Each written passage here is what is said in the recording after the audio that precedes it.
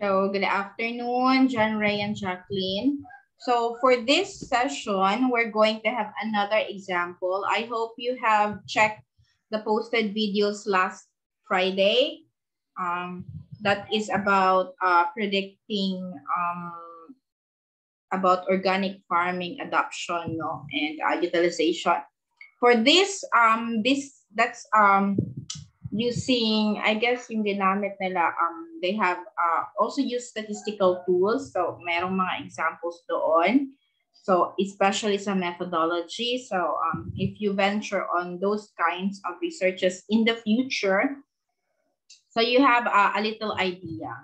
So, for this session naman, I'm going to present to you parang the marketing side of agribusiness. So this is entitled Pricing and Marketing Practices and Challenges of Banana Growers in Conar, Apayao. So this was one of the papers presented during the national conference. So I will just explain to you in briefly kung anong meron, no, on this type of study. So of course we have the abstract, and may I read to you the abstract. So this study aimed to gather on the marketing problems of banana growers or farmers in Conar, Apayao in terms of volumes or supply of banana produced by the banana growers, the pricing system of banana products in municipality, recommend for the improvement of pricing of the bananas and to the producers, and create a desirable model of pricing that can be made as a basis of pricing the banana products in 5 barangays of Conar, Apayao. So, in this, meron tayong little background kung ano yung, bakit nag-study tayo ng ganito, nag-research sila ng ganito. And also a little of the scope of the study, no? And it says it involves 5 barangays. So data were analyzed using descriptive analysis statistics. So nagumamit sila ng statistics of frequency, count, and percentage. So ito din yung ginamit nung present ko na research last time. And results of the study showed that bananas were grown as a source of food and household income of small-scale farmers in Conar, Apayao. So ito yung result na farm distance affects positively farmers' productivity. The farmers of Conar are not well organized. So ito yung result of the data. They usually do not get competitive prices for their products. And many smallholder farmers are producing small volume, like 30% of banana fruits, and are being sold weekly, 39%. And about 98% of banana growers sold their products at wholesale price set by the middleman or dealer. So, hindi mismo sa farmers. So, most of the banana growers encounter problems in marketing and pricing, such as low price, lack of buyers, and limited products being brought. So, this is a very common study in agribusiness, no? Like the value chain analysis. So, this is just, but the title is very specific on the pricing and marketing practice. So, by just merely reading the abstract, you already got the whole picture of the result. And of course, you have to have keywords in order to find them if this is presented in conference or in published in a journal. So of course, your introduction will speak of the status of banana production in the Philippines, no? And also the pricing of banana, how was it priced? Although this was not, for me, this was not really a very good amount of introduction. They could have added more, but they just presented like that.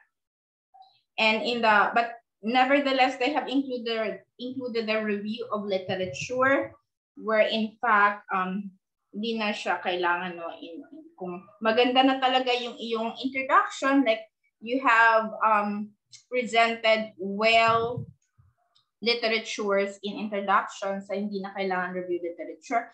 But then if you're going to make your proposal, you still need to present your review literature. So one topic under this is the pricing strategy of banana growers from farmers. So this is a very important topic under the title, of course. No? Alam dapat natin paano sila nagpa-price. So this must be published, no? And others could be also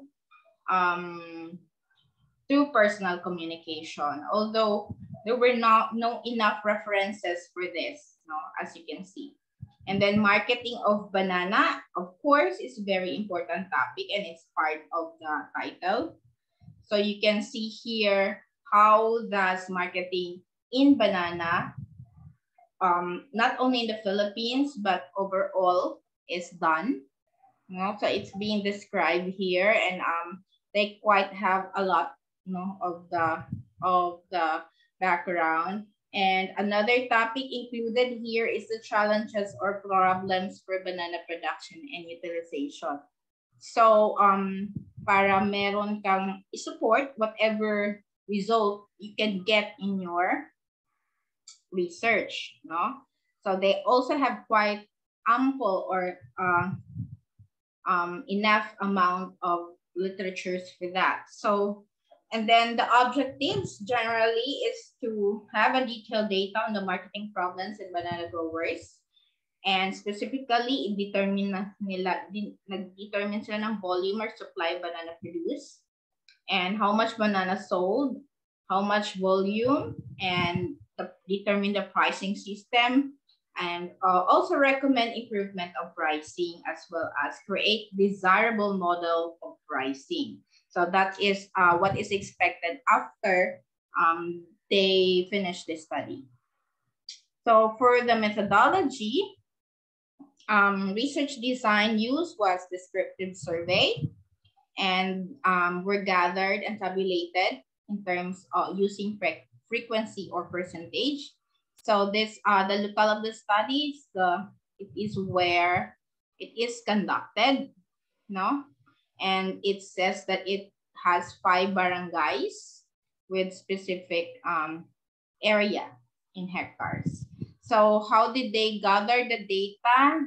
Of course, they first get permission, no, from the organization, and then they went through questionnaires to the different participants, and the answer questionnaires were retrieved and consolidated, tabulated, analyzed, and interpreted. So ano yung statistical treatment nila or analysis?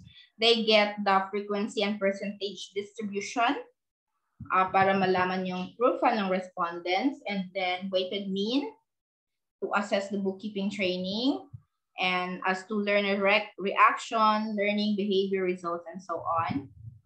And 5-point Likert scale, which is shown here.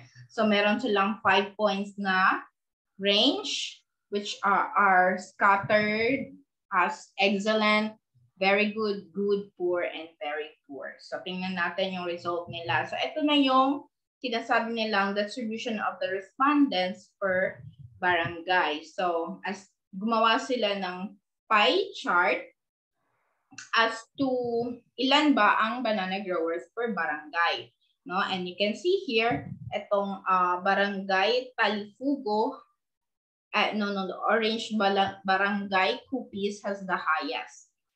So and then they get the profile through their survey questionnaires, and they get the percentage, no? Of course, alam niyo kung paano i-compute ang percentage, and of course when you do the Excel, madali na lang yan. So, ang age ng ating farmers, banana farmers, ay nasa 31 to 40, which is 41%. So, usually, ang range niya ay nasa 31 hanggang 50, no? So, sex, of course, mas madaming male versus female, and mas madaming married kumpara sa single. In terms of ethnicity, We have 36% na isneg. So kasi marami silang ethnic groups, no? They have Isneg, Malawig, Ilocano, Kankane, Kalinga, and Itawis. So in terms of religion, also 59% are Roman Catholic, and the rest Christian religion are scattered. And educational attainment, 36% are high school level lang, no? Hindi lang, but yeah. So most of our banana farmers actually are not professionally agriculturists. So the size of banana plantation naman, they could range from 1 to 2 hectares based no, it's the 32% is the yellow to 2 to 3 hectares. Like the new system of government, we are only allowed to own up to 5 hectares of land, no?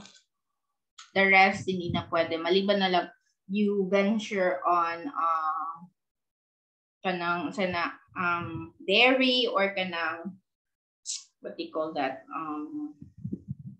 animal production. Pero good afternoon, Van. So pero maski 1 hectare lang or half hectare, no, fights na, diba? Okay, so and distance from the marketplace also 57% is 1 kilometer, no? And in terms of schedule of harvesting, usually weekly ang pinaka dako, 46%.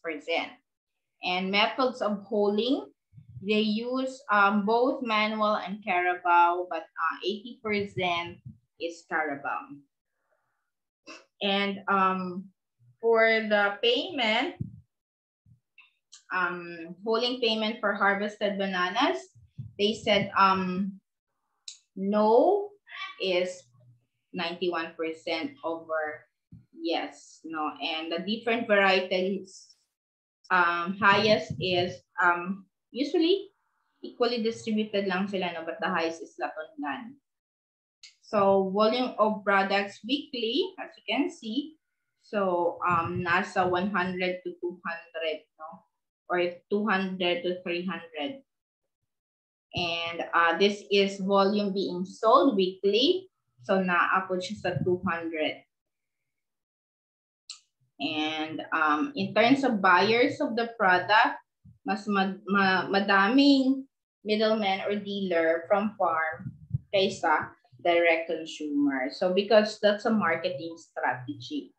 And the method of marketing, whether retail ba siya or wholesale, dalawa lang yung kanilang means, no? So mas maraming nag-wholesale, no?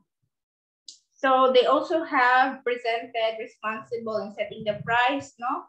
They have more other additional information from the study. So it's actually the middleman or the dealers that acquire the 100%, no, setting the price. So ano yung variety with the highest and lowest income also. So you can see also in the table, no, 35% Latondan. And the lowest income ay yung Sapa, no, Loy-Loy. And the income in selling bananas totally ay nasa 500 to 1,000. This is per weekly basis. Per week na siya. So in conclusion, so this is also shown in your what they call that, the abstract, no, nakita na doon kung ano yung mga and the recommendations. So ang recommendation nila is limited lang daw, no, may limitation sila. So they're actually this is not recommendation, no, in the end part. So they recommended lang that i-address yung problems to the LGU and concerned agencies. So yun lang yung kanilang recommendation. And of course, lastly, the references. So konti lang yung actually nalista na references, no, but that is enough for the sealing requirement. So I guess that's all for for this topic on pricing and marketing practices and challenges of banana grower. So do you have any questions or clarification as to the overall result, methods, and so on? May mga tanong kayo?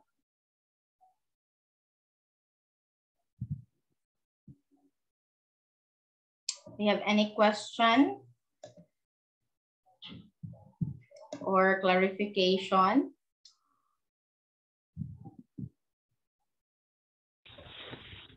Wala na po siguro, ma'am. Okay, so wait lang, 5 minutes. Bongsan ako.